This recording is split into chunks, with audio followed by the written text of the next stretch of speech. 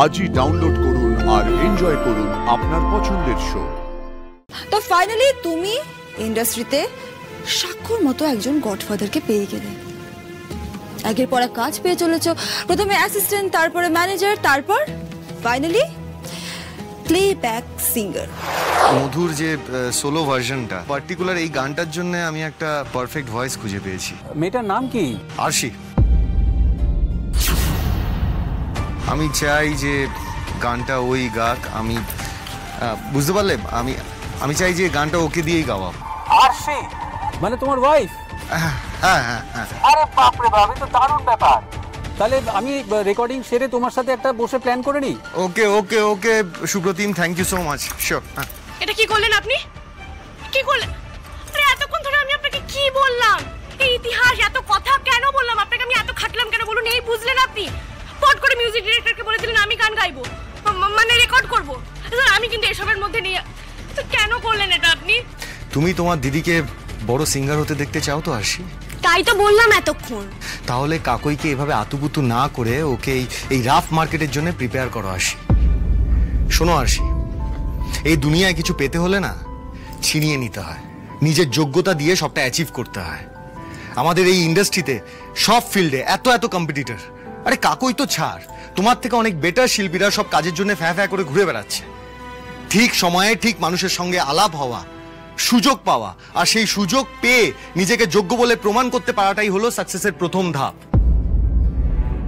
তুমি তোমার দিদির থেকে বেটার গাইবে বলে কাকই যদি ভাবে যে ও স্বপ্ন ভেঙে গেছে, তাহলে আমি ওকে এখনই বলবো যে এসব স্বপ্ন দেখাও ছেড়ে দিক, এই গায়িকা হবার স্বপ্ন না ও ছেড়ে দিক। তোমার এই স্যাক্রিফাইসের জন্য বড় কিছু এসে যাবে না আরশি। ও মার্কেটে নামলে ওকে বড় বড় হাঙরদের সাথে লড়তে হবে। প্রতিদিন তোমার মতো কেউ ওকে জায়গা ছেড়ে দেবে না, ওকে ওখানেও লড়তে হবে। তাই তুমি গানটা গাইলে ও নিজের বোনের সাথে কম্পিটিশন শুরু করবে, আর সেটা অনেক বেশি কমফোর্টেবল হবে। বরঞ্চ ও শিখবে, ও এই কম্পিটিটিভ মার্কেটকে হ্যান্ডেল করতে শিখবে। আর তোমার এই স্যাক্রিফাইসের জন্য তোমার আর কাকইয়ের, তোমাদের দুজনেরই লাইফটা কমপ্লিকেটেড করে দিও না আরশি। জীবন যেটা ছুড়ে দিচ্ছে সেটাকে অ্যাকসেপ্ট করো, এই চ্যালেঞ্জটাকে অ্যাকসেপ্ট করো, খোলা মনে অ্যাকসেপ্ট করো। সত্যিটা যে যত সহজে অ্যাকসেপ্ট করবে সে তত ভালো থাকবে। এসব লুকিয়ে চ্যারিটি করে বড় হওয়া যাবে না আরশি।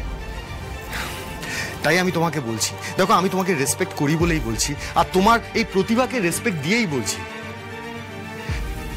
আমি তো তোমার থেকে সিনিয়র, আমি এই আর্ট ফিল্ডে বেশি দিন রয়েছি, আমি বুঝি এই ফিল্ডটা মোটামুটি সাকসেসফুল। আমি যখন তোমাকে বলছি তুমি গানটা গাও, রেকর্ড করো, start your career, then do it. আর এতে তোমার আর কাকই দুজনেরই ভালো হবে, ট্রাস্ট মি। দেখো আমি আর কোনো এক্সকিউজ শুনতে চাই না। স্যার,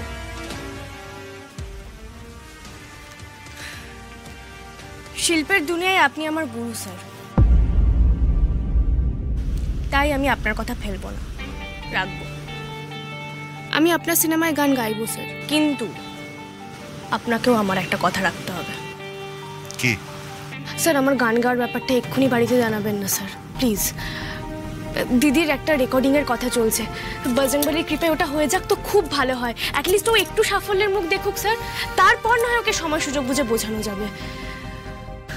আসলে আপনি মধ্যবিত্ত ফ্যামিলি পলিটিক্স থেকে এখন অনেকটাই দূরে তো স্যার, তাই আপনি বুঝবেন না।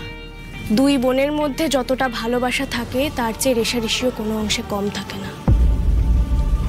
আর বিয়ের পর তো এখন আরও ঘেটে গেছে সবটা স্যার। তাই এক্ষুনি যদি ও জানতে পারে ওকে টপকে আমি একটা ফিল্মের গানে চান্স পেয়েছি, তাহলে ব্যাপারটা আরও ঘেটে যাবে স্যার। সত্যিটা তো সবাই দুম করে ফেস করতে পারে না, তাই না? আর আপনি যাই বলুন না কেন স্যার, এই কম্পিটিশন, কেরিয়ার, হেনা তেনা, কাছের মানুষের চোখের জলের কাছে সব ফেল স্যার। তাই এক্ষুনি প্লিজ বাড়ি। ঠিক আছে, বুঝেছি। ঠিক আছে আসি, আমি কথা দিচ্ছি এটা কেউ জানতে পারবে না, আমি কাউকে জানাবো না। কিন্তু তোমাকেও কথা দিতে হবে, গানটা কিন্তু তুমি গাইছো। কি হয়েছে? ও গাইবে গানটা, আমাদের গানটা ও গাইবে, পারে গাইতে ও। ব্যাস, সবার আগে ঠিক মধুবনী ম্যাডামই জেনে গেলেন। উফ, নির্ঘাত এটা নিয়েও কাটি করবে। আপনি কি আমাদের কথা বাইরে দাঁড়িয়ে দাঁড়িয়ে আড়ি পেতে শুনছিলেন? Shut up. সাক্ষ্যর সাথে আমি কথা বলতে এসেছিলাম, সেজন্য কথাটা শুনতে পেয়েছি। আর বাই দ্য ওয়ে, তুমি আর সাক্ষ্য ফাঁকা মেকআপ রুমে কথা বলছিলে একা একা। যদি সেটা শুনেও থাকি, বেশ করেছি। আর কিছু? হ্যাঁ, মধু, আমাদের গানের স্ক্র্যাচটা যেহেতু পাওয়া যাচ্ছিল না, ও ফোনে নিজের গলায় গানটা রেকর্ড করেছে আর খুব ভালো গেয়েছিল। আমি শুনে দেখলাম, তাই ভাবলাম যে তাই ভাবলে যে মুভিতে ফাইনালি গানটা ওকে দিয়ে গাওয়াবে, তাই তো? হ্যাঁ, মানে আমি তো শুনলাম, আফটার অল তুমি লিপসিং করছো, তুমি একবার শুনে দেখো। আর তো তোর গলাটা সুপ্রতিমকে তুমি জানিয়ে দিয়েছো তো? না, মানে হ্যাঁ, আমি সুপ্রতিমকে ফোন করলাম, ওকে বললাম একবার শুনে দেখতে। ওয়াও,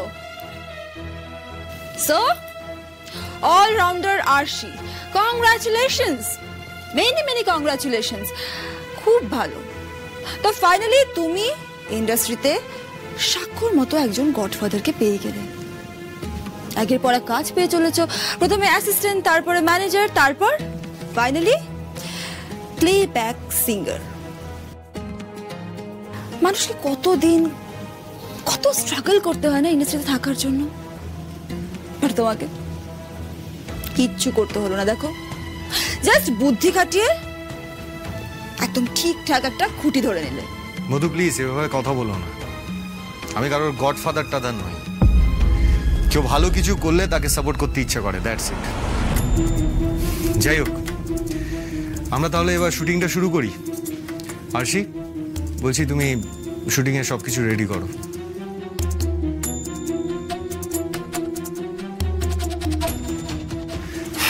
চলো মধু।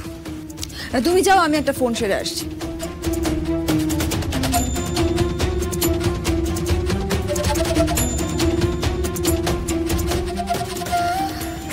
I really want to. Arshi exactly কি জাদু করে সাক্ষ্যকে হাত করে নিয়েছে? I really want to know. Finally ইন্ডাস্ট্রিতেও সাক্ষ্যর হাতটা আরশির মাথায় পড়ে গেল। ওয়াও! তাহলে আরশি সেলিব্রিটি হতে আর কতদিন? কেউ আটকাতে পারবে না। না না না না না না না না, এটা আমি হতে দেব না, এটা আমি কিছুতেই হতে দিতে পারি না, অসম্ভব, এটা হতে দেব না আমি। সুপ্রতিম,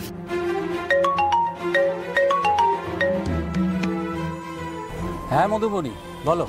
আরশির জন্য এটা খুবই ভালো একটা সুযোগ, কিন্তু অন্য একজনের তো কাজটা গেল, তো সেটা কি এথিক্যাল? না না মধুবনী, কারুর কাজ যাবে না, তাকে দিয়ে আমি একটা অন্য গান গাইয়ে নেব। আরে ওই মেয়েটার গলাও তো খুব ভালো, নতুন মেয়ে। কে, নামটা কি তার? নামটা খুব ইন্টারেস্টিং, কাকই।